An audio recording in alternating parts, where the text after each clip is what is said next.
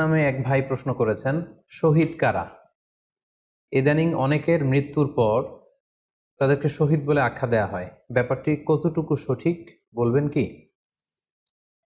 প্রিয় ভাই, রাসেলের উত্তরে আমরা বলতে চাই যে এ পৃথিবীতে আল্লাহর দ্বীনকে বাস্তবায়ন করতে যে অথবা বিজয়ী করতে যে কাফেরদের বিরুদ্ধে সশস্ত্র সংগ্রামে যে মুমিন ব্যক্তি নিহত হয় তাকে শহীদ বলে। আই রিপিট, আমি আবারও বলছি, আল্লাহর জমিনে আল্লাহর দ্বীনকে বিজয়ী করতে যে কাফেরদের বিরুদ্ধে সশস্ত্র সংগ্রামে যে মুমিন ব্যক্তি নিহত হয় তাকে শহীদ বলা হয়।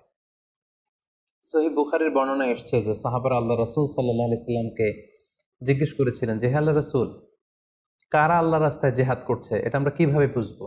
তার উত্তরে আল্লাহর হাবিব সাল্লাল্লাহু আলাইহি ওয়াসাল্লাম বলেছিলেন, মান কাতালা লিতাকুনা কালিমাতুল্লাহি হিয়াল উলিয়া ফাহুয়া ফি সাবিলিল্লাহ। যে ব্যক্তি আল্লাহর দ্বীনকে, আল্লাহর বিধানকে কিংবা আল্লাহর আইনকে বাস্তবায়নের জন্য, আল্লাহর দ্বীনকে বিজয়ের জন্য যে সংগ্রাম করে যাচ্ছে সেই আল্লাহর রাস্তায় আছে। আর সে আল্লাহর রাস্তায় থাকা অবস্থায় যদি কেউ মৃত্যুবরণ করে বা নিহত হয় তাকে ইসলাম শহীদ বলে ঘোষণা করেছে। তবে সেক্ষেত্রে একটি শর্ত রয়েছে, সেটি হচ্ছে দুন আগারাদিন মিন আগারাদিদ দুনিয়া। দুনিয়ার কোনো কারণে, দুনিয়ার কোনো লোভে পড়ে, দুনিয়ার কোনো স্বার্থের জন্য যদি কেউ আল্লাহ রাস্তায় জেহাদ করে মৃত্যুবরণও করে, সেই শহীদের কোনো মর্যাদা বাদাম আল্লাহ তাআলার কাছে নেই। কেননা আমরা হাদিস থেকে জেনেছি অনেক শহীদ কিয়ামতের ময়দানে আল্লাহ তাআলা তাদেরকে জাহান্নামে ফেলে দিবেন। আল্লাহ বলবেন যে, তুমি তো দুনিয়াতে জেহাদ করেছিলে যে মানুষ তোমাকে বীর বলবে, মানুষ তোমাকে সাহসী বলে ঘোষণা দিবে, বাহাবা পাওয়ার জন্য তুমি জেহাদে অংশগ্রহণ করেছিলে এবং সেখানে নিহত হয়েছ। তো তুমি নিহত হওয়ার পরে মানুষ তো তোমাকে বীর বলেছে, বাহাবা দিয়েছে, সাবাস বলেছে, যে কারণে তুমি এই জেহাদে অংশগ্রহণ করেছো সেটা দুনিয়াতেই তুমি পেয়েছো। তো আমার কাছে তুমি কি চাও? আমার কাছে তোমার জন্য কিছু নেই। Go to the hell fire, জাহান নামে যাও। তাকে আল্লাহ তাআলা উপর করে জাহান নামে নিক্ষেপ করবেন। তো এজন্য শর্ত হচ্ছে যে দুনিয়ার কোনো স্বার্থে নয়, শুধুমাত্র কেবলমাত্র আল্লাহর দ্বীনকে আল্লাহর জমিনে বিজয়ী করার জন্য যদি কেউ সশস্ত্র সংগ্রামে নিহত হয় তাদেরকে শহীদ বলা হয়। এখন প্রশ্ন হচ্ছে, যারা কাফেরদের বিরুদ্ধে জেহাদ করতে যেয়ে যুদ্ধে নিহত হলো তারা শহীদ, তারা ছাড়া কি আর কেউ শহীদ হতে পারবে না? এই প্রসঙ্গে আমরা বলবো যে বেসিকলি ইসলামী শরিয়াতে শহীদ দুই ধরনের। ইবনু হাজার আল আসকালানি উনিও শাহাদাতের প্রকারভেদ করতে যেয়ে বলেছেন যে শহীদ দুই প্রকার। একটা হচ্ছে শাহিদুদ দুনিয়া ওয়াল আখরা, যেটা আমরা বলেছি যারা আল্লাহর রাস্তায় নিহত হয়েছে তারা। আরেকটা হচ্ছে শাহিদুল আখরা, যারা দুনিয়াতে আল্লাহর রাস্তায় নিহত হয়নি কিন্তু পরকালে তারা শাহাদাতের মর্যাদা লাভে ধন্য হবে।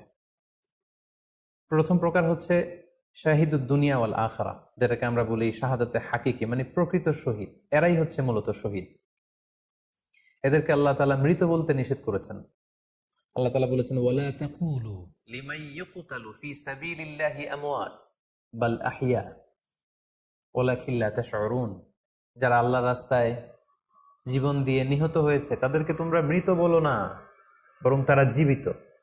অন্য এক আয়াতে এসেছে, বাল আহিয়াউন ইনদা রাব্বিহিম ইউরযাকুন, তারা জীবিত এবং আল্লাহর কাছে তারা রিজিক প্রাপ্ত, আল্লাহ তাআলার পক্ষ থেকে তারা রিজিক প্রাপ্ত।